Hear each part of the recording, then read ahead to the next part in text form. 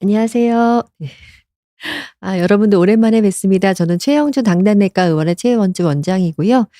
저는 내분비내과 전공했고 주로 당뇨병 환자들 위주로 좀 의원을 운영하고 있고, 또 나름대로 또 좀 관심도 많아서 여기 강의도 이렇게 하러 다니기도 하고 그렇습니다. 오늘 제가 준비한 내용은 어 왜 당뇨 환자는 어 간, 심장, 콩팥까지 다 치료해야 하는가. 사실 환자분들이 느끼기에는 뭐 '어차피 당뇨 치료하는 거 뭐 다 똑같은 거 아닌가.' 이렇게 생각할 수 있을지 모르겠는데, 사실 당뇨 치료 트렌드가 굉장히 많이 변하고 있거든요. 그래서 사실 우리가 이 지금 여기 영어로 이제 제목을 보이시면 카디오바스큘라 키드니 메타볼릭 어프로치 인 다이아베티스 매니지먼트를 이제 적어 놓은 건데, 결국 당뇨병 파트, 심장 파트, 콩팥 파트, 또 하나 더 끼운다면 리버, 그러니까 간 파트, 다 전공이 사실 달라요. 내과가 다 같은 내과 의사로 보이지만 사실 분과별로 다 또 전공, 저는 인제 이제 당뇨병 전공을 한 거지만 사실 각자 파트가 다 다른데, 실제로 당뇨 치료할 때 모든 분야를 다 통합적으로 치료해야 된다가 이제 한 수년 전부터 계속 얘기가 나오고 있고, 그게 왜 그러냐면 인제 각 분과별로 다 각기 전투를 해 봤자 이게 통합적으로 서로 다 기관과 기관끼리 다 서로 연결되어 있기 때문에 서로 한쪽만 잘해 봤자 소용없다는 게 이제 요즘 얘기거든요. 그래서 사실 저도 처음에 제가 벌써 레지던트 한 지가 20년 전인가 이 정도 될 텐데, 그때만 해도 사실 뭐 그런 콩팥이라든가 물론 합병증으로 이제 관리를 해야 되긴 하지만 이제 '우리가 열심히 해서 안 되면 그냥 콩팥 선생님한테 보내면 되지.' 이런 생각을 많이 했었단 말이에요. 근데 지금은 그게 아니라 당뇨 시점과 동시에 아니면 당뇨 전 단계부터도 통합적인 관리가 중요하다. 그리고 그게 그런 개념을 갖고 접근해야지 실제 이런 심혈관 합병도 줄이고 또 환자분도 더 건강하게 할 수 있다. 이런 얘기들이 계속 강조가 되고 있고, 그리고 특히 그런 어떻게 보면 그런 그 접근이 대학병원이 아니라 개원, 그러니까 1차 의료에서 당뇨가 처음 진단되고 아니면 검진에서 당뇨 전 단계로 이제 처음 알게 되는 그 시점부터 그런 통합적인 관점을 가지고 치료해 가는 것이 굉장히 중요하다. 이런 내용으로 말씀드리려고 나왔습니다. 그래서 당뇨병 이게 인제 벌써 몇 년 전부터 이렇게 통합 관리 홀리스틱 퍼슨 센터드라는 게 통합적인 그 개개 맞춤별 치료가 당뇨병 치료에서 중요하다는 얘긴데요. 그러니까 우리가 사실 당뇨병 치료하면 이제 혈당 관리가 있다는, 저도 보면은 요번에 혈당 얼마 나서 이것부터 물론 묻기는 하죠. 근데 이 네 가지 축 중에 이 여기 글라이세믹 매니지먼트, 그러니까 혈당 관리는 그냥 4분의 1에 지나지 않고 체중도 조절을 해 줘야 되고, 카디오바스큘러 리스크 매니지먼트, 그러니까 심혈관 합병증 위험 관리도 해 줘야 되고, 또 요즘 많이 강조되는 게 카디오 레날 그 프로텍션, 그러니까 심장과 신장을 보호할 수 있는 그런 쪽 치료를 세팅해서 같이 다각적으로 보고, 또 이것도 역시 주기적으로 평가해서 환자랑 디스커션해서 또 다른 목표를 만들어 나가고 또 평가하고, 이런 식으로 홀리스틱 퍼슨 센터드 어프로치를 계속 얘기를 하는 거거든요. 그러니까 혈당만 봐서는 안 된다는 얘기죠. 왜냐하면 이런 심장, 콩팥, 뭐 간이나 그런 당뇨병, 이런 메타볼릭 디지즈가 결국은 굉장히 우리나라뿐 아니라 전 세계적으로 뭐 비만이 벌써 이만한 숫자, 당뇨병이 510 몇만, 심혈관 질환, 뭐 신장 질환, 메슬리가 인제 대사성 간 질환을 얘기하는데, 이렇게 많은 엄청난 숫자가 여기에 인제 관여돼 있는 환자인데, 이게 서로서로 독립적이 아니라 다 연결되기 때문에 당뇨병만 치료해서는 안 된다. 그래서 이 특히 인제 이 콩팥하고 당뇨병하고 이 심장은 이 같이 서로 영향을 주고받아요. 그래서 어떻게 말하면 이제 통계적으로 임상적으로도 신부전 환자의 거의 반수 이상, 거의 40%에 육박하는 환자가 당뇨병 환자가, 우리가 지금 우리나라 통계로 봐도 급 그 심 만성 신부전이라 하죠. 투석하는 환자의 제일 원인이 당뇨병이에요, 당뇨병. 예전에는 안 그랬거든요. 당뇨병이 계속 올라서 이제 명실공히 1 위를 계속, 그것도 또 증가하고 있죠. 그리고 여기도 나오네요. ESKD 75%, US 이건 미국 통계이긴 하지만 고혈압과 당뇨가 결국 75 거의 대부분이란 얘기예요. 그러니까 콩팥병의 투석으로 하는 원인은 갑자기 콩팥병이 떵 하고 생기는 게 아니라 결국 당뇨병에서 시작한다는 거죠. 그리고 당뇨병 환자의 3분의 2, 그러니까 뭐 거의 대다수가 심혈관 질환을 가지고 있고요, 통계적으로. 그리고 당뇨병은 어떻게 죽느냐? 다 CV 디지즈로, 그러니까 심혈관 질환으로 사망을 한다. 그래서 이런 CKD나 투석을 하는, 그러니까 이제 만성 신질환의 그런 중증 만성 심질환이나 투석 환자의 거의 반수 이상에서는 결국은 모탈리티, 그러니까 이런 이벤트가 발생한다. 그래서 저도 당뇨 환자 보면서 이 CKD 스테이지에 따라 이런 예후를 다시 재평가하고 또 거기에 더 맞게 치료를 하는 식으로 같이 고려하면서 치료할 수밖에 없다. 그래서 왜 이런 일이 생기느냐면, 이제 우리가 당뇨병이 이제 결국은 혈당이 올라가는 이유가 췌장색 베타소파가 이제 힘이 떨어져서 당뇨로 발생한다, 이렇게 한 축으로만 이해하고 있던 것이, 사실은 이게 이런 카디오 메타볼릭 베이스드 클로닉 디지즈, 그러니까 이제 이런 심대사적으로 기반된 만성 질환이 결국은 뿌리가 같다. 결국 또 출발점은 뭐냐? 아디푸스티, 그러니까 비만이다. 비만에서 출발을 해서 결국 이 아디푸스티 그러니까 비만이 발생하고 또 질적으로 나빠지고 염증을 일으켜서 베타스포에 작동해서 결국 베타세 디스펑션, 췌장 베타스포를 점점점 망가뜨리고 가는 쪽으로 진행하면 당뇨병은 축으로 이렇게 한 흐름은 흐르게 되는 거고요. 반면에 심혈관 질환, 콩팥이든 심장 질환이든 이쪽으로 또 세팅을 해서 점점점 또 이게 이런 염증에서 점점 나빠지는 게 결국 심혈관 질환, 신부전, 심부전 이런 식으로 또 발전할 수 있다. 근데 당뇨병과 이게 그럼 같기 노느냐? 그렇지 않다. 계속 이제 서로서로 상호작용을 하면서 꼬리에 꼬리를 물면서 나빠지기 때문에 결국 저 같은 경우는 당뇨병이 진단돼서 제 진료실에 들어오거든요.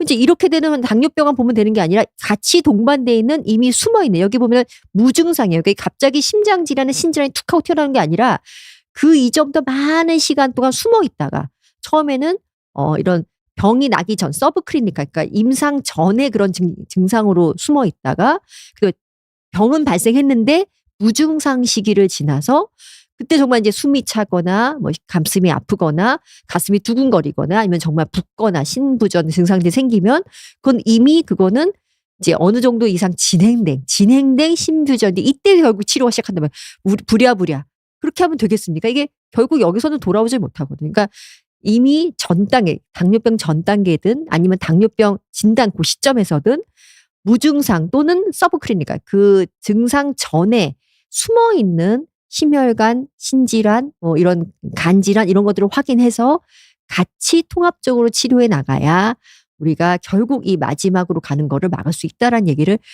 강조하고 있습니다. 그래서 결국 이런 기본적인 원인이 우리가 그러니까 결국 비만의 원인이 에너지 인, 에너지 아웃을 봤을 때 자꾸 잉여 에너지가 축적이 되는데 이게 결국 이제 문제를 일으켜서 여러 가지 뭐 스트레스나 뭐 스모킹 등 이런 유전적 이상에 의해서 디스펑셔널 팻이라고 얘기를 하는데, 그러니까 팻이 원래 본연의 자기 기능을 잘하면 사실 통통하기만 하지 대사적으로 문제가 없을 수 있죠. 근데 이게 디스펑셔널 팻으로 특히 내장 비만 이런 쪽으로 막 발전하게 되면은 결국 이게 문제를 일으켜서 간에 쌓이기 시작하면은 대사성 간질환, 심장에 쌓이기 시작하면 심부전, 콩팥에 쌓이기 시작하면은 신부전, 췌장에 쌓이기 시작하면 이제 당뇨병, 이렇게 이제 각자 다 짬뽕으로 발전하기 때문에 결국 우리가 이런 같은 뿌리에서 오는 이런 병들의 스펙트럼을 비교하다 보면은 결국 전신을 다 스크린할 수밖에 없어요. 그래서 뭐 이런 단순히 그런 심부전에 해당되는 이런 심비대라던가 아니면 정말 이완 기능 장애, 뭐 수축 기능 장애, 그리고 이런 부정맥 같은 거. 요즘에는 이제 그 심방세동 같은 것도 심대사 질환으로 얘기를 하거든요.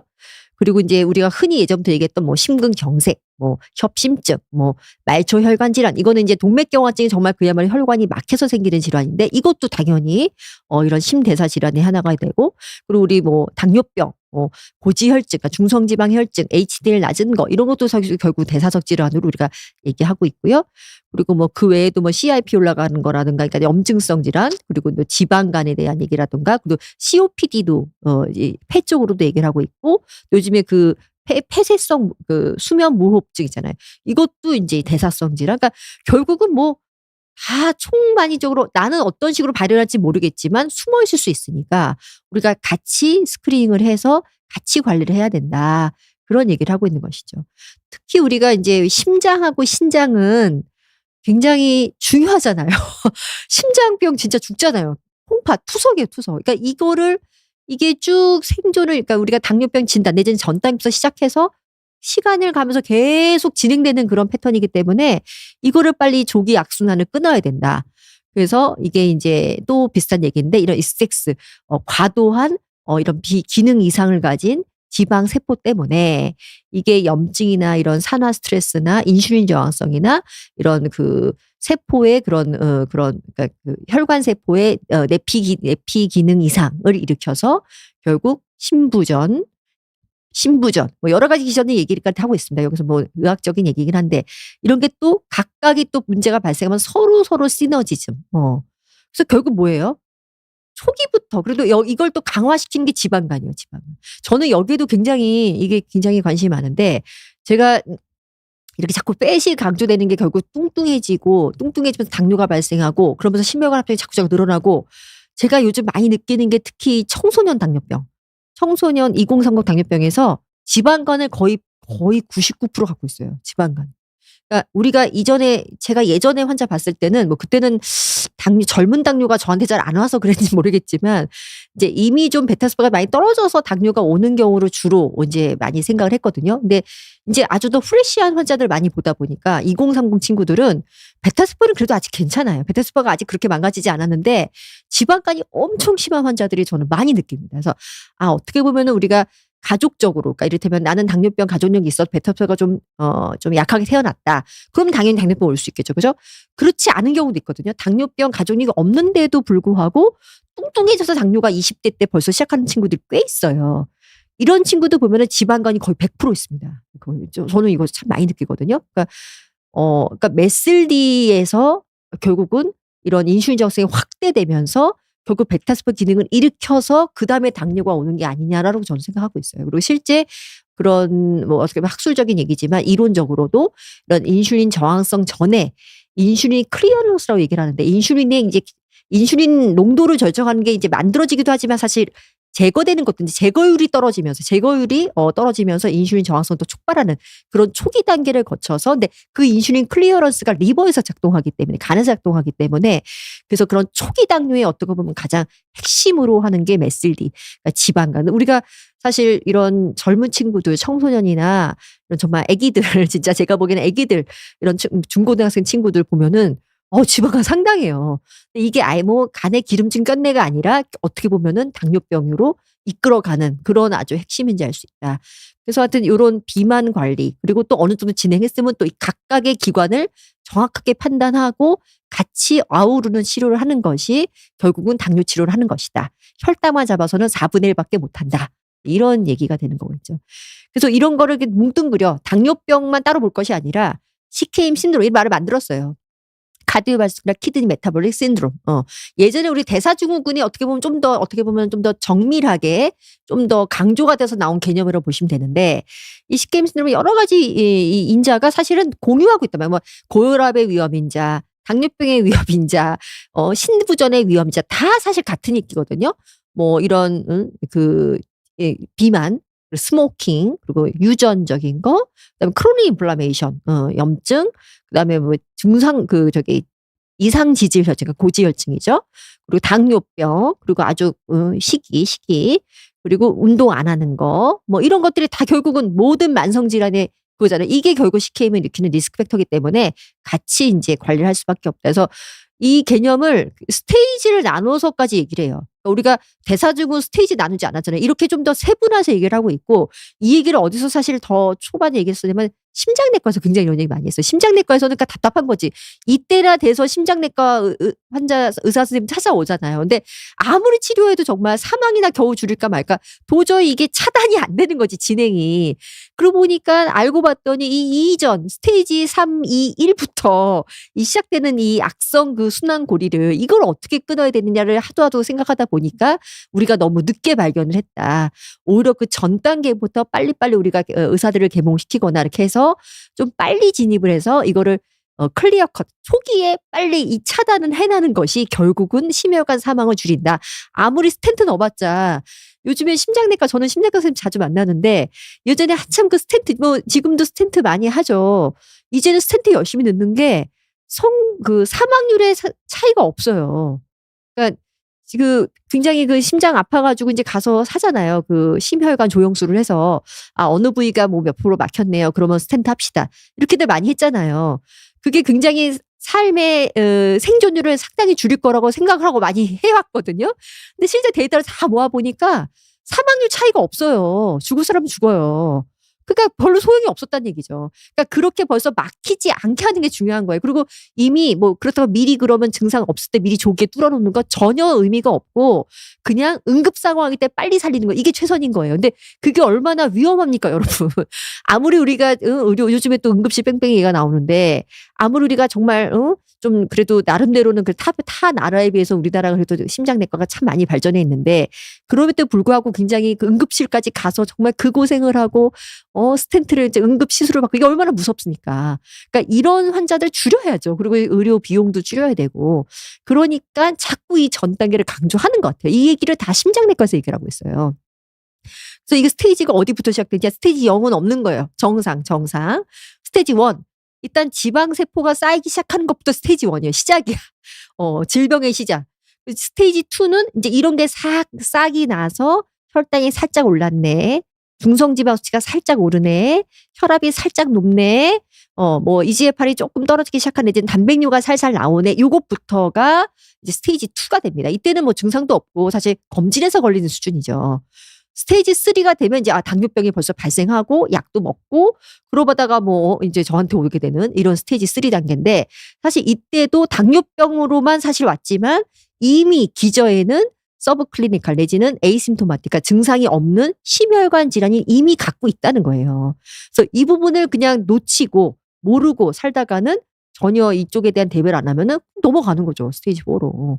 그래서 좀 더 뭐랄까 좀 포괄적인 그리고 좀 더 좀 선구안적인 좀 더 미리 이걸 하자는 게 이제 시킴 신드롬의 가장 큰 의미가 되겠고 그리고 사실 그런 병들은 대학병원 심장내과 선생님 보시는 게 아니라 우리 1차 개원이들 그리고 환자분들도 이제 스테이지 1부터 우리가 미리 관리를 좀 하고 이런 의미에 대해서 대중적인 좀 더 이렇게 보건의료 쪽으로 많이 강조를 하고 있습니다.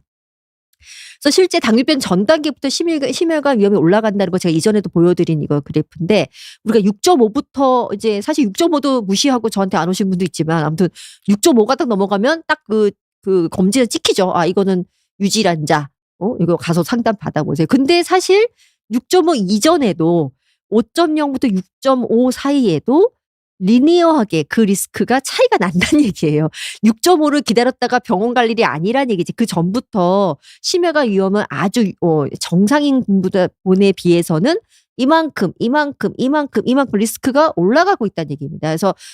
그래서 저는 검진에서 전 6.5% 물론 기준으로 당뇨 진단 내리고 하지만 저는 6.0 넘어가면 특히 뚱뚱한 분들, 특히 젊으신 분들, 뭐 사실 60, 70 이런 분, 뭐 60은 너무 젊지, 70, 80 이런 분들한테 당화할 수도 6.5니까 아유 이거 당뇨 큰일 났다고 막 약 빨리 먹자. 사실 이거는 사실은 크게 저는 그거는 중요한 게 아니고 오히려 젊은 친구들 2030인데 6.0% 아직은 당뇨 아니에요. 이렇게 괜찮아요. 아직 이렇게 말하면 안 되고 이미 시작을 하려고 더군다나 그렇게 이른 나이에 시작하려고 하기 때문에 그럴 때는 경구당부와 검사를 해서 특히 비만인 분들, 리스크가 있어 보이는 분들은 당뇨를 빨리 진단해서 6.0짜리 BMI 25짜리 그런 젊은 친구들 OGTT 하면 거의 7, 80%에서 당뇨로 진단돼요. 6.0인데 그런 친구들을 빨리 진단해서 당뇨약 중에 또 요즘에 얼마나 좋은 게 많이 나옵니까? 뭐 메포민도 있고 에스트리피도도 있고 또 요즘 위고비도 나오잖아요. 이제 위고비 이제 내년에 급여될 예정인데 그런 약들을 빨리 쓰면 이거 가기 전에 막을 수 있잖아요. 심혈관 질환 다 막을 수 있잖아요. 그래서 그런 식으로 접근하자는 거죠. 그리고 중성지방도 마찬가지예요. 이게 검진해 보시면은 중성지방 슬쩍 올라간 것 굉장히 많이 걸리거든요. 그러니까 LDL은 차라리 괜찮아요. 중성지방 높은 거 이것도 결국 아까 디스리피뎀의 아주 핵심 그 요소기 때문에 이것도 우리가 150 이상이면 높다라고 얘기를 하지만 150부터 병이라고 하지만 실제로 따지면 100에서 150 사이도 100 미만보다는 리스크가 올라가요. 아까 당뇨병 전 단계랑 똑같은 얘기입니다. 그러니까 이때부터 벌써 여기서 본 거는 인제 그거예요. 아직 젊은 아주 3,700여 명의 젊은 사람들을 가지고 요거를 심혈관 조영술을 해본 거야. TG가 높지도 않은 100 에서 150 사이 사람들을 갖고 검사를 해 봤더니 생각보다 이 3 군데 혈관 중에 뭐 1 군데 2 군데 막힌 사람들이 이만큼 리스크가 정상인보다는 많이 나오고 있다는 얘기예요. 그러니까 심혈관 숨어 있는 에이심토마틱 내지는 서브클리니컬 ASCVD가 TG 레벨이 정상 100 에서 150 사이에도 진단이 된다라는 거죠. 그러니까 이미 그전부터 진행되고 있다는 게 이게 눈으로 보여주고 있는 그런 데이터가 되겠습니다. 그래서 이것도 이제 최근에 나온 재계 이것도 심장학회 저긴데 나온 인제 이런 각 CKM 신드롬별로 스테이지별로 어떤 시기나 그런 생활요법이 좀 더 근거가 있었나. 뭐 사실 우리가 이제 결국은 비만 관리이기 때문에 우리 흔히 얘기하는 저기 칼로리 저기 제한하고 이런 게 당연히 도움이 되겠죠. 근데 각각의 또 이제 여러 가지 또 그런 민성 연구들이 있잖아요. 그래서 어떤 게 조금 더 의미 있게 이런 데이터가 있나. 그래서 봤더니 스테이지 1에서 일단은 이 스테이지 1은 아직 건강한 사람들이니까 일단 그래도 비만이 되지 않도록 운동 이런 레귤러 exercise 하고 그리고 일단은 피지컬 액티비티 올리고 칼로리 다운이고 스테이지 1도 보면 칼로리 리스트릭션 그러니까 식이 제한이어서 들어가죠. 로우 팻 다이어트 그리고 피지컬 액티비티 올리고 이게 타입 2 당뇨병 리스크를 줄였다. 스테이지 1 환자에서. 롱텀 웨이트 로스가 또 결국은 이런 걸 좋게 해준다. 뭐 이런 연구들이 진행이 됐고요. 스테이지 2는 이제 당뇨병이든 뭐든 고혈압이든 살짝 하나씩 올라오는 단계죠. 그때 이제 메디테리안 우리 지중해식 식단에 대한 데이터가 제일 많아서 이런 게 결국 CVD 이벤트를 줄였다는 그런 대규모 연구가 있고 또 대시 다이어트도 있죠. 대시 다이어트는 이제 심혈관 리스크를 줄이기 위한 다이어트인데 결국 혈압도 낮추고 이런 소디움 인테이크 그러니까 저염식이 이런 걸 낮추는 그런 다이어트이기 때문에 결국 심혈관 리스크를 줄인다는 그런 다이어트. 그리고 에어로빅 플러스 레지던스 트레이닝을 같이 해주는 게 이런 심혈관 위험을 낮추고 뭐 이런 혈당을 떨어뜨린다. 스테이지 2에 대한 연구가 있고요. 스테이지 3는 역시 라이프스타일 인터벤션 당연히 식이요법 플러스 운동하자는 얘기인데 하이 인텐시티 막 고강도 저항성 운동하는 것이 MI를 줄였다. 마이크로 스티프니스가 MI는 아니구나. 심혈관의 그런 걸 줄였다는 PW를 줄였다는 얘기고 스테이지 4 이렇게 진행된 환자들에게도 이런 생활요법이 의미 있게 줄였다는 거죠. 그래서 지중해 식단이 또 이런 거를 이런 리커런트 MI 그런 이벤트를 줄였다는 얘기. 그리고 심장 운동과 그다음에 로우 팻 다이어트가 MI를 줄이고 그러니까 심근경색을 줄이고 이런 심혈관 질환을 진행을 막았다. 그리고 하이 인텐시티 워크 그러니까 아주 고강도로 운동해 주는 것이 또 이런 PAD 말초 혈관 질환에서의 그런 증상을 개선시켰다. 이런 식으로 각각 스테이지별로 이런 또 어떤 특정 다이어트나 이런 운동에 대한 연구를 소개하고 있어요. 그래서 그게 결국은 뭐냐면 결국 생활요법이 처음부터 끝까지 다 중요하니까 이걸 놓쳐서는 안 돼요. 이게 결국은 우리 1차 개원이가 계속 이걸 강조해야 되는 입장이잖아요. 대학병 가서 이런 얘기 어떻게 해줍니까? 그래서 이런 부분들이 우리가 스테이지 0부터 스테이지 4까지 계속 강조해야 되는 이런 스케임 신드롬 치료의 아주 핵심이 되고요. 또 그뿐만이 아니죠. 그것만 생활요법만 하면 어떻게 살리겠습니까? 중요한 또 약제들이 있죠. 그래서 이런 여러 가지 헬스 이팅 이런 것도 중요하지만 결국 핵심이 되는 약들은 에스트로겐 이비터 스테이지 2에서 이제 당뇨병을 슬슬 시작하면은 그런 SGLT 이비터나 GLP-1 리셉터 아고니스트 그리고 리피드 같은 거 TG 레벨 이런 거 잘 체크해서 필요하면 스타틴까지 스테이지 3, 4 다 그런 얘기들이 나오고 있어요. 그래서 결국은 우리가 생활요법도 중요하지만 이 3가지 약제 SGLT 이비터는 이제 제가 그때 맨날 강조했던 자디앙, 포시가 이런 약들인데 그리고 GLP-1, GIP 이런 거는 이제 트루리시티도 있고 위고비도 있고 그리고 요즘 마운자로까지 이런 비만 주사제지만 사실 당뇨병 치료제죠. 그리고 피네레론이라는 건 뭐냐면은 콩팥 치료제가 또 들어왔어요. 콩팥 치료제에서 케렌디아라는 약이 있거든요. 그래서 요런 약제를 우리가 전문가들이 잘 이해하고 있다가 시기적절하게 이런 콩팥, 심장 이런 간에 대한 이런 문제가 나타나는 그 시점부터 빠르게 조기에 하여튼 모든 약들은 빨리 들어가는 게 좋아요. 제가 봐서는 물론 이제 우리나라는 보험 규정이란 게 있기 때문에 조기에 사실 못 쓰죠. 조기에 이렇게 심하고 저렇게 심한 거를 증명해야 이 약이 보험인 인정이 되기 때문에 문제가 많지만 그래도 어떡합니까? 그래도 우리가 빨리빨리 진단을 해서 조금이라도 진단되는 그 동시에 바로 들어갈 수 있도록 케렌디아 같은 거 보험 규정은 어느 정도냐면은 단백뇨가 일단은 많이 나와야 돼요. 300 이상 나와야 되고 그리고 EGFR 신장 지수가 적어도 60 이하로 떨어져야 됩니다. 그래서 75 이하로 떨어져야 돼서 초기에 사실 들어가는 게 좋은데도 불구하고 그러니까 이를테면 신장 기능 지수는 좋지만 단백뇨가 많이 나오는 환자가 있거든요. 그 환자한테 사실 데이터가 되게 좋았는데도 불구하고 보험 규정에서는 사실 걸려요. 못 씁니다. 그래서 두 가지를 다 만족해야지만 되기 때문에 그런 케렌디아에 대한 그런 게 조금 아쉽고요. 지금 보험 규정. 하지만 SGLT2는 당뇨병을 일단은 뭐 웨이트 투자할 필요 없고 당뇨병이 기하면 되거든요. 당화수 6.5 넘어서 7.0만 넘어가도 우리 이런 약을 쓸 수가 있고 그리고 위고비 같은 건 비만으로 들어왔으니까 사실 뭐 당뇨병이 있으면 사실 위고비를 못 쓸 이유는 없죠. 비만만 하다면. 그러니까 28부터 쓰라고 돼 있고 그리고 이제 오젬픽이 들어오게 되면 당뇨병 치료제로 넘어가기 때문에 아마도 당화수 7.0이 넘는데 다른 SU를 동반한 다른 3제까지 썼을 때도 혈당 관리가 안 된다라는 게 증명이 되면은 아마 위고비가 급여가 되지 않을까. 지금 트루리스키가 그렇게 급여를 하고 있기 때문에 그런 식으로 쓰게 되면 사실은 잘 보고 있다가 조기적절하게 이런 무기들을 전면에 내세워서 열심히 쓰는 것이 심혈관 질환을 줄일 수 있다. 그중에 이제 세마그로타이드 이제 위고비가 이제 오젬픽이라는 이름 바뀌어서 내년 2월 이후에 이제 급여가 된다는 그런 얘기가 솔솔 나오고 있습니다. 그래서 당뇨병에서 여러 가지 뭐 혈당도 물론 떨어뜨리지만 일단 체중을 줄여주는 아주 확실한 약이고 실제 이 주에 한 번씩 세마 그러니까 오젬픽을 맞은 경우에 타입 2 DM 환자에서 메이스 심혈관 위험 내지는 사망을 낮췄다는 거고 그리고 염증을 줄여주고 그리고 리피드도 TG도 떨어져요. 체중이 빠지니까 중성지방이 떨어지고 혈압도 떨어뜨리고 그리고 동맥경화증 효과도 나오고 결국 CV 세이프티 안정성을 보여줬기 때문에 이런 위고비에 대한 효과가 있고요. 그래서 이 GLP-1 리셉터 위고비뿐 아니라 뭐 GIP 포함해서 이런 인크레틴 베이스드 치료들은 카디오 프로텍티브 이펙트가 있다. 아주 다양하지만 뭐 여러 가지 동물 연구 내지는 임상 연구 다 총망라해서 심장에 다이렉트하게 보호해 주는 이거 그림 보이시죠? 아주 심장을 감싸고 있는데 그래서 이런 심근의 이런 수축력도 향상시켜 줬다는 데이터도 있고 이완 기능을 개선시켜 주었다. 그리고 우리가 고혈압이 심해지면은 이제 심장 벽이 두꺼워지는데 그걸 도 줄여준다. 그리고 이런 심근의 섬유화를 줄여준다. 심근의 그런 괴사를 줄여준다. 그리고 허혈 후에 그런 심근 괴사를 또 줄여준다. 그리고 에피카디아 페이스라는 건 심근 바깥에 쌓이는 팻이에요. 그래 빗사라 팻, 그러니까 내장 지방 차듯이 또 심장 주에도 기름이 찰 수 있고 그게 또 심장을 나쁘게 하는데 그걸 줄여준다.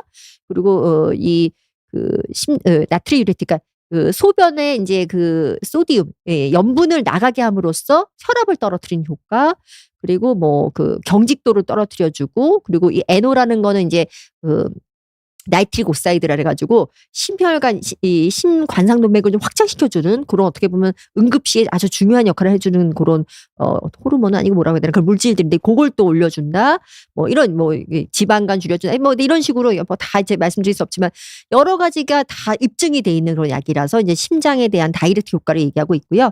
이것도 제가 보여드렸던 얘기인데 콩팥에 대해서도 이런 우리가 가장 확실한 거는 일단은 라스 혈압약이죠. 그러니까 이 콩팥에 작동하는 혈압약 있죠. 그래서 그 약이 이제 여러 가지 기전으로 이제 심장의 고혈압을 막아주고 그다음에 SGLT 인히비터 여기서 이제 가장 중요한 게 SGLT 이거는 고혈압도 막아주고 또 염증도 줄여주고 웨이트도 줄여주니까 또 대사적인 것도 좋아지게 하고 세 번째가 피네레논 아까 말했던 케렐티아 같은 약이 염증 자체를 줄여주고 또 심혈관 쪽으로도 그러니까 이 혈행학적으로도 좋아지게 하고 그다음에 GLP-1이 여기 또 들어가요. GLP-1이 웨이트 자체를 줄여주고 혈당을 확 현저하게 떨어뜨려주니까 대사적 위험을 줄여주고 그래서 이 콩팥 신증에는 결국 이 약질을 어떻게 보면 다 써야 돼요. 제가 봐서 다 써야 돼요.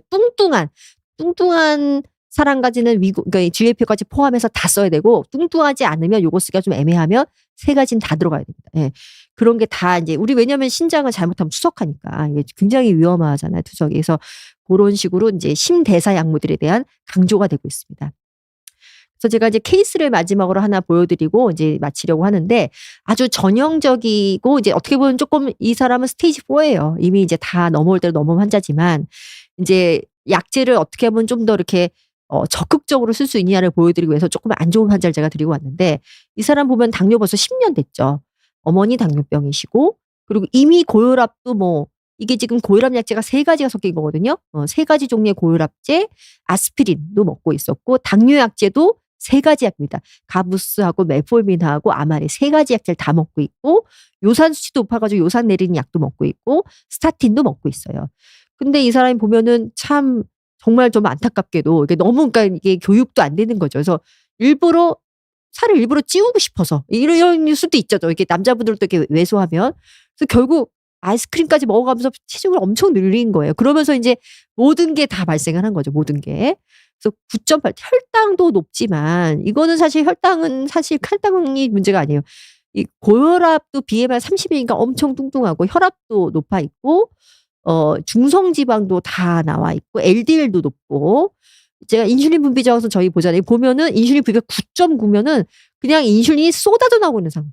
혈당을 잡으려다 보니 췌장은 그냥 있는 힘껏 다 9.9 엄청 분비가 많이 활발하게 되고 있고 반면에 인슐린 저항성이 심하죠. 안 떨어지죠. 인슐린 저항성이 심해서 인슐린을 많이 분비해 내야지만 겨우 잡은 게 9.8이라는 얘기예요. 그러니까 인슐린 저항성 엄청 심하고 제일 무서운 건 이거죠. 단백뇨 보세요. 5,620이에요. 우리가 30 넘어가면은 단백뇨라고 얘기를 하고 300 넘어가면 거대 단백뇨로 얘기하거든요. 거대 단백뇨 시기는 스테이지 3가 넘어가면 이제 거의 4단계, 5단계 가면 투석인 건데 이 사람은 5,000이야 5,000. 55세인데 당뇨 10년밖에 안 됐잖아요. 5,600인데 그리고 또 역시 심혈관 여기 경동맥 봤더니 벌써 요게 덩어리 심혈관 여기 혈전 덩어리가 이미 있고 아마 이 사람 심장도 보면 뭐 있겠죠. 증상이 아직 없을 뿐이지 당연히 있겠죠. 그리고 지방간도 아주 심해서 지방간도 보면은 요즘엔 지방간이 간에 기름이 껴있어요가 아니라 이제 그 탄성 초음파를 하거든요. 사실 메실디의 진단은 물론 여러 가지 뭐 피검사 수치라는 거 보는 것도 있지만 이제 섬유도나 이런 섬유화 인지를 보려면 스캔을 해야 돼요. 간 스캔. 그래서 그게 이제 섬유화나 염증도를 보면서 결정하는데 이제 근데 간 스캔 검사는 굉장히 이제 고가의 장비이고 사실 의원급에서 준비하기는 쉽지 않아요. 몇 억씩 하기 때문에. 그래서 그걸 조금 어떻게 보면 흉내내는 초음파 기법이 있습니다. 그걸로 보는 게 저희는 하고 있는데 그래서 이런 간 탄성 초음파를 봤을 때 9.33이면은 상당히 높은 겁니다. 10점 넘어가면 저희 거는 이거는 스캔을 제가 보내거든요. 근데 정상 아주 예쁘고 지방간도 하나도 없고 깔끔한 간은 3점이나 4점이 나와요. 이 점수가. 근데 9.33이면 상당히 진행돼 있는. 그래서 이 사람 간 섬유화도 증이고 인슐린 저항성 동반돼 있고 모든 CKM 신드롬 다 가지고 있구나. 키드니, 리버, 심장, 그리고 하펠 뭐 에코를 안 해봤지만 심장 초음파 안 해봤지만 뭐가 있겠죠. 뭐가 있겠죠. 그리고 당뇨병은 당연히 있고. 그래서 이 환자는 이제 굉장히 어떻게 좀 슬프게 말하면은 10년 안에 정말 뭔가 이벤트가 일어날 분으로 보이죠. 그리고 콩팥도 걱정이 되고 콩팥도 걱정이 되고. 그래서 이 환자를 이제 치료하는 게 혈당도 잡아야 되지만 이 환자는 제일 중요한 게 뭐예요? 혈당도 잡아야 되지만 웨이트를 잡아야 돼요. 웨이트. 아까 얘기했잖아요. 첫 번째 그 4분의 1은 혈당, 4분의 1은 체중이라 체중. 근데 생각해 보세요. 이게 혈당이 9.8이면 혈당이 너무 높으니까 뭐 쓸 수밖에 없죠? 인슐린을 쓸 수밖에 없죠, 인슐린. 혈당 쓰려면은 혈당 떨어뜨리려면은 인슐린 쓰면은 살이 찌죠. 살이 찝니다. 그게 문제예요. 그래서 이런 환자들이 혈당이 하도 높으니까 인슐린 쓰고 막 100단씩 맞고 저한테 와요. 근데 그렇게 하면 된다? 안 된다. 체중이 더 늘기 때문에 그래서 이 환자는 어떻게 했냐면 제가 일단 체중이 빠지는 쪽 약을 최대한 올렸어요. GLP 그러니까 메포민 그러니까 다이아백스도 약이 좀 살이 좀 빠지는 약 중이니까 그거를 더 용량을 켜서 2,000ml까지 가고 그리고 SGLT도 쓰는데 문제는 GLP-1을 시작했죠. 그러니까 9.8이라고 무조건 인슐린으로 가는 것보다는 이 사람의 인슐린 분비가 충분하다고 보면은 일단 이런 그 인크레틴 계열 그러니까 얘는 적어도 저혈당이 안 오면서 인슐린을 자극시키기 때문에 체중이 그렇게 늘지 않고 오히려 빠지죠. 특히나 세마그로타이드나 이런 마운자로 이런 것들은 식탐 중추를 바로 건드려 주기 때문에 더 체중이 빠지고요. 예. 그렇지 않은 인크레틴이라도 인슐린보다는 훨씬 덜 찌죠, 살이. 그리고 혈당이 하도 높으니까 처음에는 설포니오스 약간 아마리를 막 썼었는데 그 약을 살짝 쓰다가 이 환자는 결국은 운동 열심히 시키고 먹는 거 조심시키고 하니까 혈당이 또 약도 GLP-1이 잘 들어 가지고 바로 혈당이 잡히죠. 그러니까 제가 좀 강조하고 싶은 거는 이런 뚱뚱한 당뇨 환자 약 세게 쓰다가는 정말 더 골로 간다. 혈당은 떨어질지 모르지만 체중이 늘면서 다 나빠진다. 모든 CKM 신드롬이 다 나빠지기 때문에 반대로 치료해야 돼요. 센 약을 빼고 GAP나 SG를 써서 체중 관리를 더 신경 쓰면서 혈당을 어떻게 보면 좀 약간 뒤따라가는 느낌으로 가야 돼요. 그리고 TG 레벨 떨어지고 이게 아토르바스타틴 다 쓰면서 지질 강화제 쓰면서 TG 떨어지다 오르다. 그래도 체중이 다 안 빠지니까 지금 이렇게 왔다 갔다 하고요. 제일 중요한 이제 콩팥하고 이제 혈압 보시면 혈압도 지금 워낙 뚱뚱하니까 혈압이 이 환자 혈압 진짜 이 약 써보고 저기 써보고 더 써보고 막 이렇게 혈압 안 떨어지니까 체중이 빠져야지 혈압이 줄죠. 그것도 체중과의 싸움이지 이 사람은 진짜. 요산 수치도 보면 오르락 내리락. 그래도 감마지티 지방 메슬디죠. 그러니까 지방간 지표는 그래도 꾸준하게 잘 내려오고 있죠. 그래서 제가 제일 우려했던 것은 콩팥인데 이제 이게 신장 지수거든. EGFR 보면은 처음에 약 쓰자마자 조금 떨어지다가 조금 고혈당 해결되면서 좀 올라갔어요. 올라가다가 그래도 떨어지고 있어서 이제 이때부터 이제 피네레논이 아까 말했던 케렌디아가 시작됐는데 이게 시작된 이유는 단백뇨. 단백뇨 보시면은 지금 5,620에서 이제 에스트리피터가 단백뇨 줄이는 약이죠. 그리고 GLP-1도 줄여요. 그래서 같이 쓰면서 줄였어. 좀 그래도 2,600까지 2,600까지 왔으니까 좀 줄었네. 근데 이 사람이 체중이 잘 안 줄어. 혈당도 좀 혈당은 좋아졌지만 체중 문제 때문에 5,600이 또 됐어요. 그래서 이건 더 안 돼서니 피네레논까지 시작한 거예요. 그러니까 4가지 약제 다 썼죠. 아까 ARB 쓰고 있고 SGLT 쓰고 있고 피네레논까지 들어가고 또 GLP까지 쓰고 있으니까 4가지 아까 콩팥의 치료제 4가지를 다 쓰고 있는 거죠. 보험이 다 되느냐? 보험이 다 되진 않아요.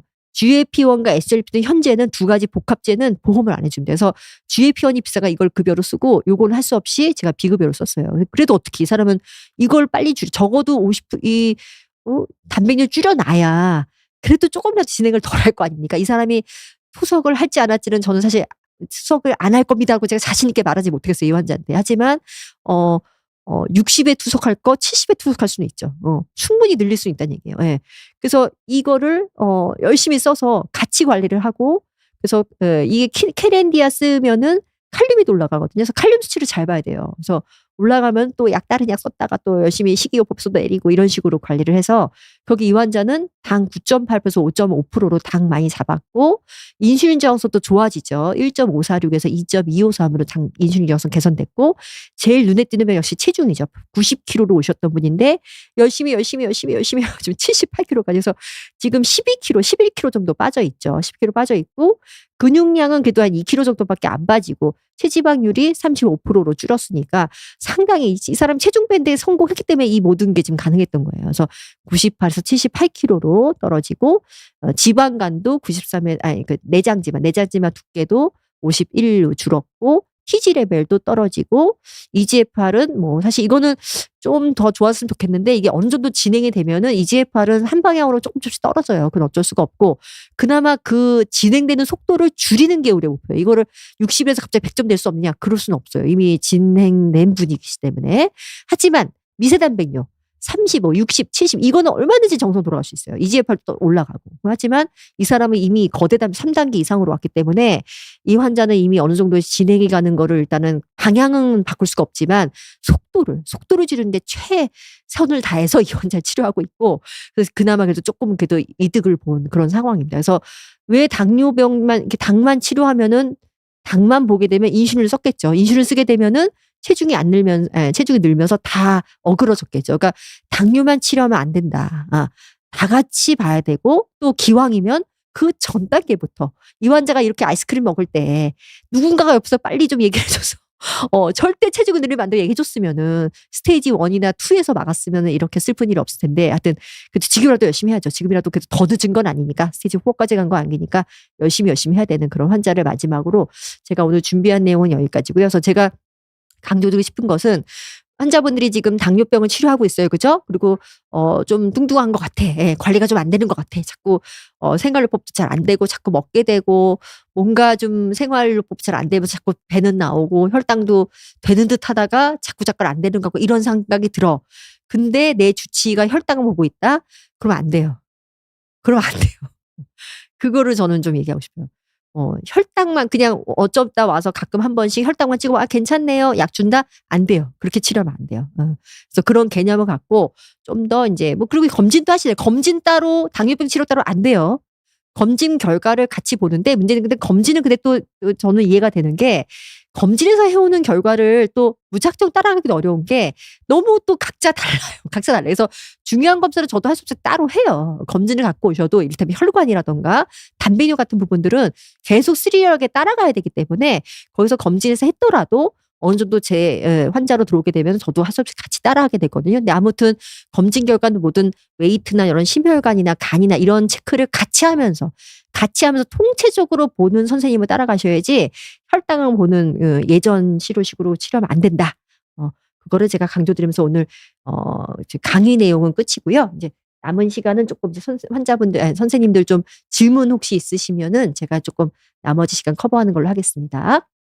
어느 것부터 커버하면 되냐면 여기 있네요. 김치 치즈 피자님께서 당뇨가 있으면 심근경색이나 심부전 위험 높아진다고 하는데 혈당만 잘 조절해. 네, 제가 얘기한 내용이 이거 아니에요 지금. 이거 답인지 아시죠? 제가 계속 여러 번 설명했죠. 아닙니다. 충분히 낮출 수가 없어요. 당만 잘 조절해도 이런 위험을 낮출 수가 없다는 게 오늘 그 질문의 핵심이에요. 왜냐? 체중을 늘고 있거나 네, 고지혈증은 전혀 관리 안 하고 있거나, 그리고 뭐 전혀 운동 안 하고 막, 이렇게 되면은 전혀 위험이 낮아지지 않아요. 혈당만 좋지. 제 환자 중에 당뇨 전단계든 당뇨 6점대지만 뭐 이런 심부전, 아까 말 단백뇨 팡팡 나오고 심부전 내지는, 이게 코로나를 벌써 몇 개 스텐트 고 이런 분들이 얼마나 많게요. 당은 잘 돼서 저는 참, 당은 잘 되는데 그럼 뭐가 안 돼? 체중이 뭐가 안 되고 있거나, 뭐, 리피드는 어차피 그래도 약을 빵빵하게 쓰면 좀 잡히긴 하죠. 스타틴이 워낙 잘 됐기 때문에. 근데 주요 잘 안 되는 게 일단 역시 체중 조절이에요, 이런 분들. 그런 거를 같이 관리를 해야 된다. 그래서 당뇨가 있으면 이런 위험도 같이 확인하고 또 같이 관리를 받아야 된다. 근데 사실 심장내과에서는 이제 안 그런 선생님도 물론 있지만 이제 스테이지 4를 많이 보시는 선생님들이기 때문에 이제 제가 막 이제 심장 통증 있어서 보내거든 심장내과 그러면은 스텐트 할 정도 아니에요 그러면 뭐 그냥 별거 아니에요 저한테 보내요. 별거 아니죠. 시술을 안 했다 뿐이지. 근데 병은 있잖아요. 아직 서브크리니컬하게 내지는 무증상 고 있잖아요. 그러면 결국 계속 체중도 관리하고 스타틴도 열심히 먹어야 되고 관리를 계속 해야죠. 이게 저한테 그래서 그 환자들이 와서 저 심장 괜찮대요. 그래서 저한테까지 안 오면 안 되고 제가 그래서 아유 다행이지만 위험 인자를 관리를 계속 다행히 아직 정말 심각하게 온 게 아니니 진짜 다행이다 이렇게 얘기하고 저는 치료를 계속 이끌어 나갑니다. 그다음 또 질문 받아볼까요?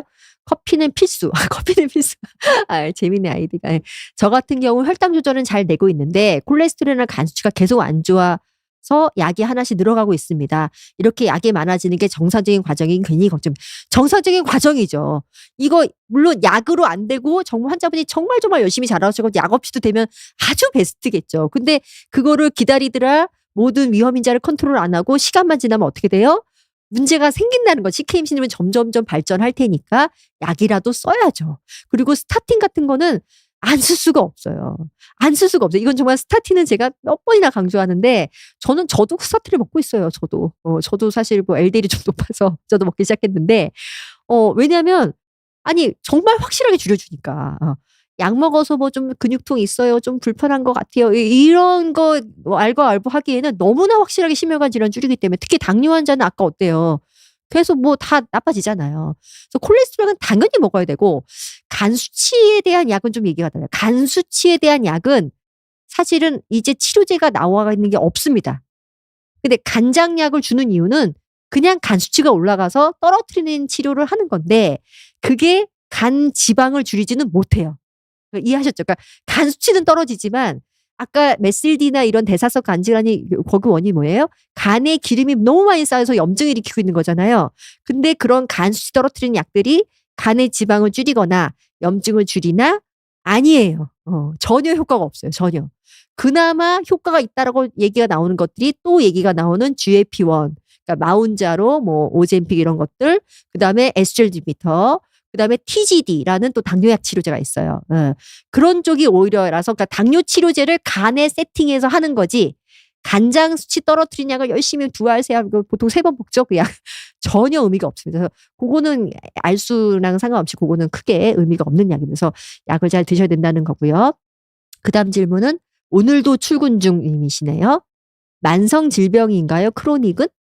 크로닉의 의미를 물으신 거. 네, 크로닉 디지즈. 어큐트의 반대죠. 크로닉 리버 디지즈, 크로닉 키드니 디지즈 다 CKD, CLD 다 만성적으로 진행된다는 뜻의 크로닉. 죄송합니다. 오늘 영어가 많았죠. 제가 이거를 한글로 다 바꾸고 싶은데 참 이게 시간이 없어서 죄송합니다. 만성 질환이란 뜻입니다. 자, 그다음 질문은 주말엔 휴식님께서 원장님, 당뇨로 생기는 지방간은 술로 생긴 지방간이랑 같은 아닙니다.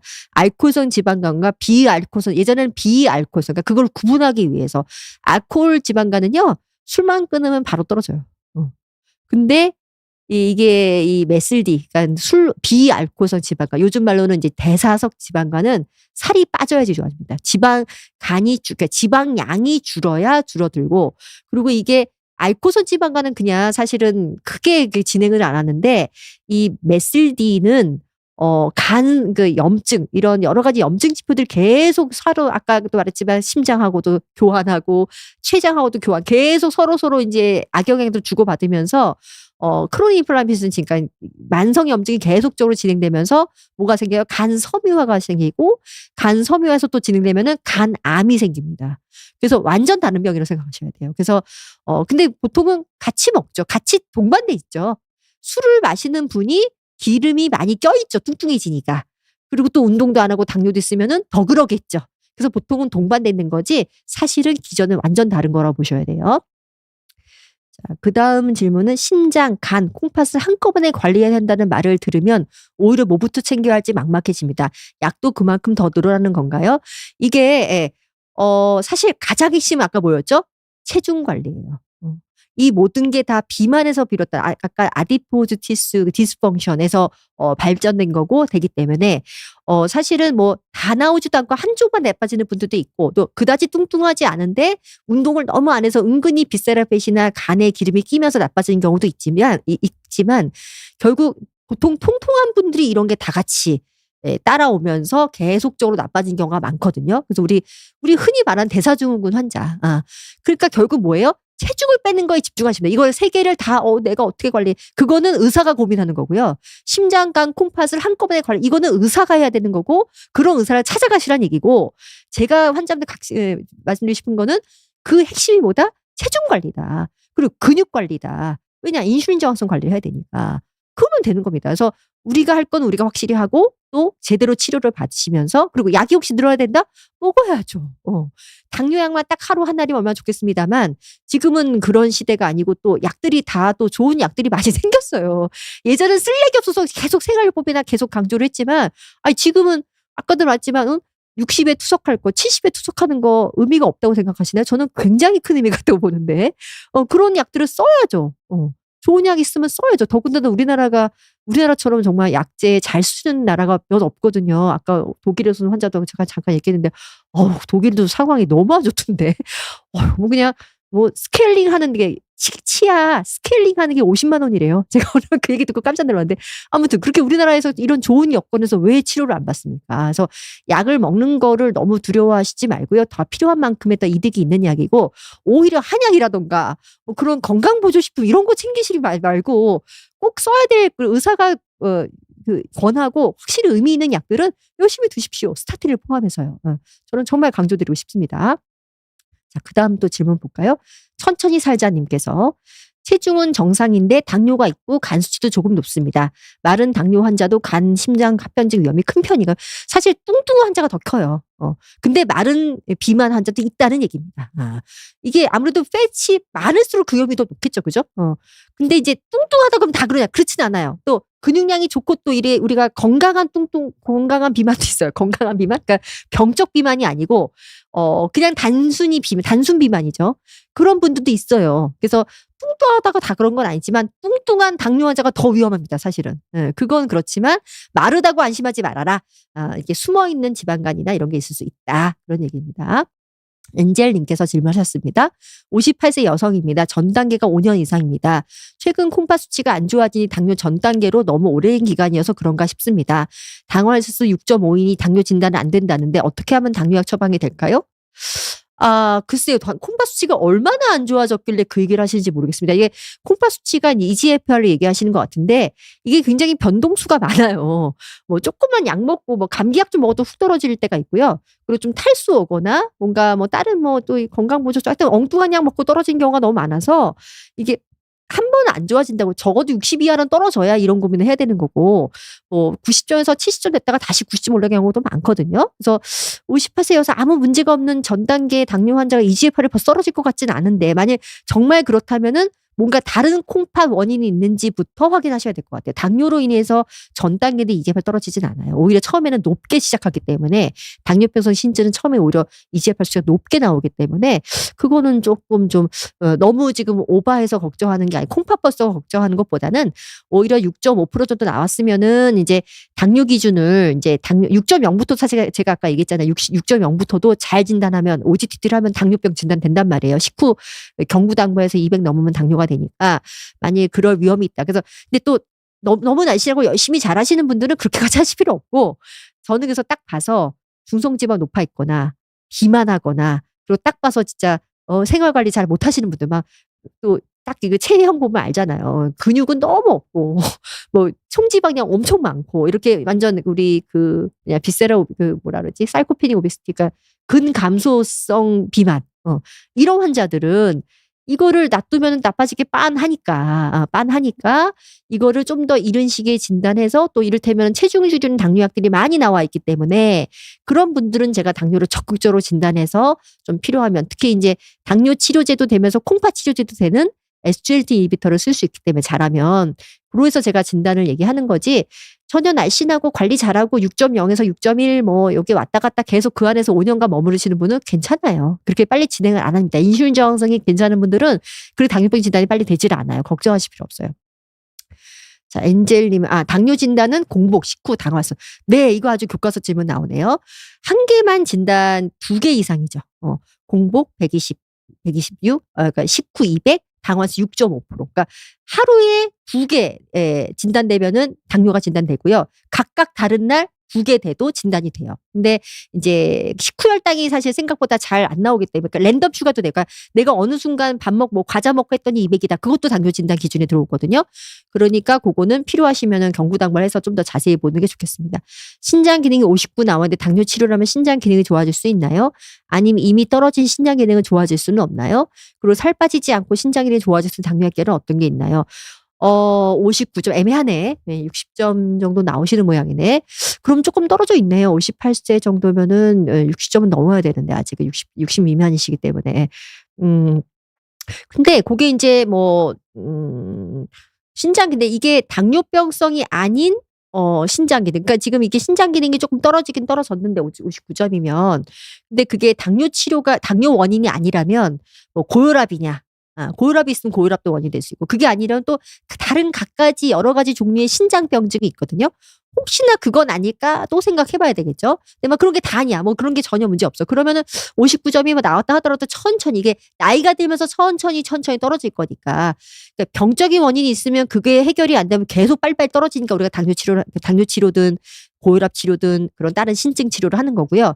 다른 원인이 전혀 없어. 근데 EGFR이 조금 떨어져 있어. 그러면은 그게 나이에 따른 에이징 프로세스 조금 떨어지는 정도이지 갑자기 떨어지진 않을 거란 말이에요. 그래서 모니터링 당연히 해야 되겠고 그리고 악화될 만한 원인이 없더라면 엉뚱한 약을 먹는다던가 뭐 CT를 조영제를 막 쓰면서 막 아무 전처치도 안 하고 이를테면은 그렇게 한다 이런 식으로 하는 것만 피하시고 하시고 그리고 신장 기능을 좋게 하는 약이 없느냐 사실 이론적으로 심장 기능을 EGFR이 그러니까 단백뇨도 아까 미세 단백뇨는 좋아지기도 하는데 거대 단백뇨는 호전은 되나 그 전 단계로 더 레벨 업이 되지는 않거든요.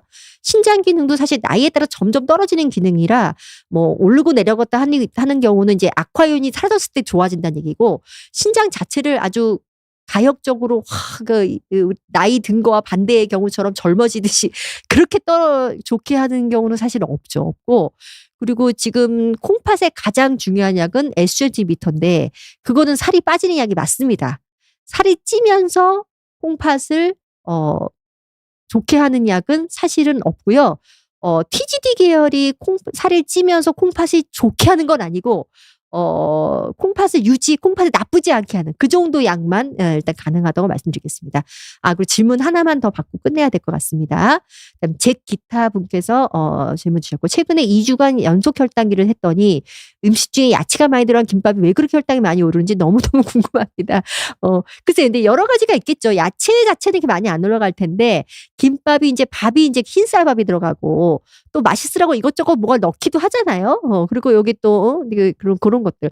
그래서 아마 밥의 비중이 그런 걸 결정하지 않을까 싶고 야채 자체가 많이 들어. 그리고 이렇게 뭐든지 그리고 또 얼마큼 드셨는지 모르겠는데 양이 일단 탄수화물이 들어가는 양을 일단 보셔야 됩니다. 그게 일단 가장 핵심적일 거고 그리고 또 사람마다 뭐 이게 또 다른 얘기긴 합니다만 그런데도 불구하고 나만 너무 특이하게 올라. 그러면은 나만의 문제일 수도 있어요. 이게 참 재밌게도 이게 장내 미생물이 식후 혈당에 굉장히 영향을 많이 미치는데 장내 미생물 종류에 따라 음식 식후 혈당이 다 다르다고 합니다. 그래서 나는 이 김밥이 너무 많이 올라가네. 그러면 그걸 피하셔야 돼요, 개인적으로. 그래서 그런 뭐 경험 있으시면 참고해 보시면 좋겠습니다. 자, 그래서 제가 오늘 준비한 내용과 질문에 대한 답을 마쳤고요. 그래서 제가 오늘 말씀드리고 싶은 거는 당뇨 치료가 많이 다각화됐다. 그리고 많이 발전했다. 결국 그 얘기는 뭐예요? 우리는 더 오래 살 수 있습니다. 예전 당뇨 치료 기법 내지는 약으로만 갔으면은 벌써 투석하고 벌써 심혈관 사망을 했을 텐데 굉장히 많은 발전이 있었고 또 많이 우리가 적용할 수 있는 그런 단계이기 때문에 이 기회를 놓치지 마시고 좀 적극적으로 환자분들 관심을 가지시고 그리고 가장 치료 핵심보다 체중 관리다. 모든 걸 관통하는 통통한 분들, 마르신 분들 말고 통통하신 분들은 체중 관리를 어떻게든지 열심히 해나가는 게 치료 관리 핵심이다. 이걸 강조하면서 오늘 강의 마치도록 하겠습니다. 감사합니다.